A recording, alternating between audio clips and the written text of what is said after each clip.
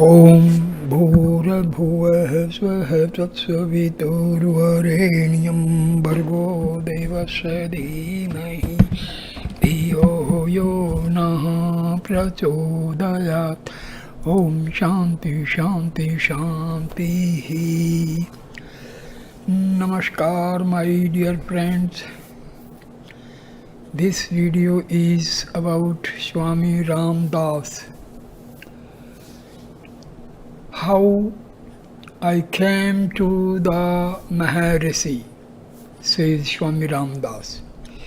In his early autobiography, In Quest of God, published by Anandashram, Kanagad, Swami Ramdas describes how he attained the divine vision through the grace of Ramana Maharshi. Years later, he told this story to Dilip Kumar Roy, who reproduced it in his latest book, The Flute Calls Still. So, here goes the story. A devotee is asking, Papa, I said, would you mind telling us about your final realization, which they call Vishwarupa Darshan? He readily acquiesced and gave a long description of his burning aspiration and yearning which had led him to Arunachala hill, hallowed by the tapas of the peerless saint Bhagwan Ramana Maharshi. I can give here only the gist of his long narration. One day, the kind Sadhu Ram took Ramdas for the darshan of a famous saint of the place named Sri Ramana Maharshi. His ashram was at the foot of Arunachala. It was a thatched shed. Both the visitors entered the ashram and meeting the saint fell prostrate at his holy feet. It was really a blessed place where that great man lived. He was young, but there was on his face a calmness, and in his large eyes a passionless look of tenderness which cast a spell of peace and joy on all those who came to him.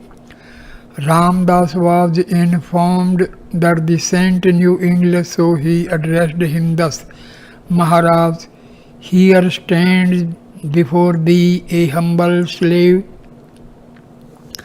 Have pity on him. His only prayer to thee is to give him the blessing. The Maharshi turned his beautiful eyes towards Ramdas and looked intently for a few minutes into his eyes, as though he was pouring into Ramdas his blessing through those orbs, then shook his head to say he had blessed. A thrill of inexpressible joy coursed through the frame of Ramdas, his whole body quivering like a leaf in the breeze. Now at the prompting of Ramdas desired to remain in solitude for some time. The Sadhu Ram was ever ready to fulfill his wishes. Losing no time, he took Ramdas up the mountain behind the great temple. Climbing high up, he showed him many caves. Of these, one small cave was selected for Ramdas, which he occupied next day. In this cave he lived for nearly a month in deep meditation of Ram. This was the first time he was taken by Ram into solitude for his bhajan.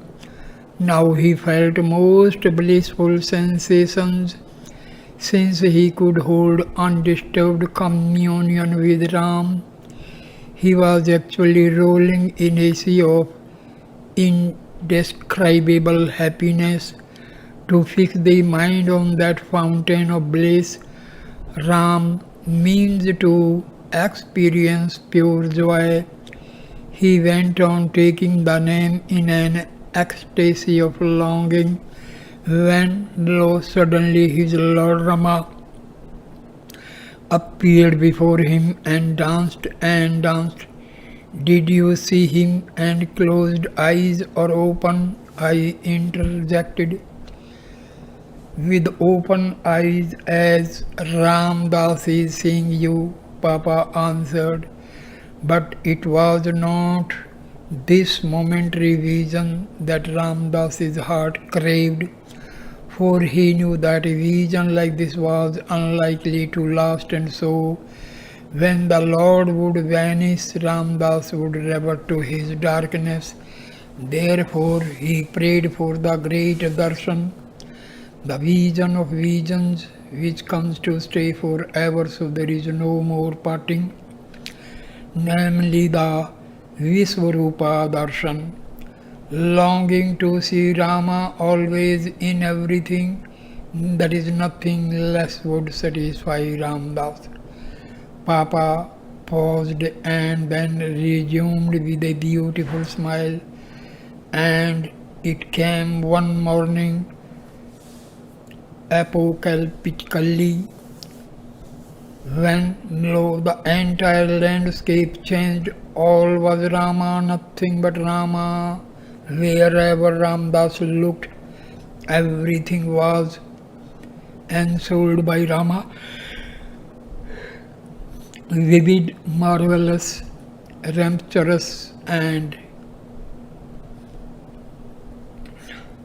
the trees, the shrubs, the ants, the cows, the cats, the dogs, even inanimate things pulsated with the marvelous presence of the one Rama, and Ramdas danced in joy like a boy who, when given a lovely present, can't help breaking out into a dance.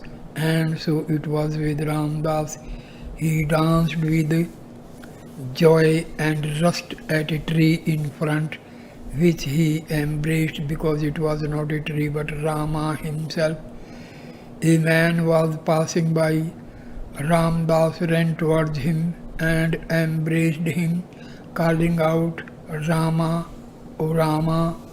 The man got scared and bolted, but Ramdas gave him chase and dragged him back to his cave. The man noted that Ramdas had not a tooth in his head and so felt a little reassured.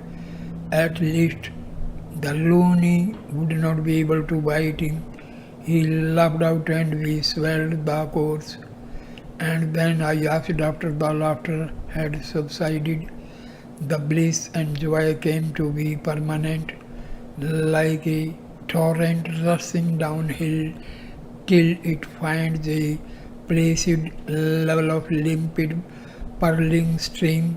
This experience is called Sahaja Samadhi, in which you can never be cut off from the consciousness of being at one with the one who has become all, in which you feel you are one with all because you have perceived that all is He, the one without a second.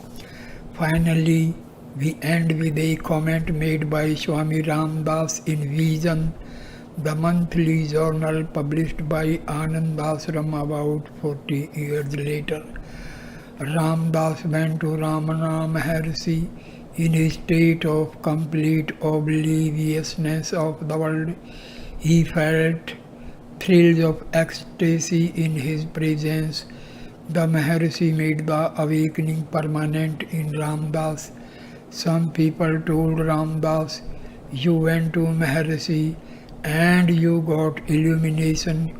give us illumination like that.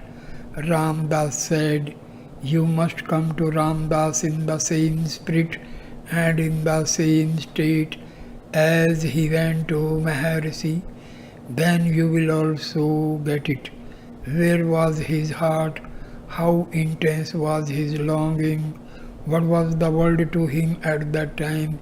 If you come in that state, it is all right.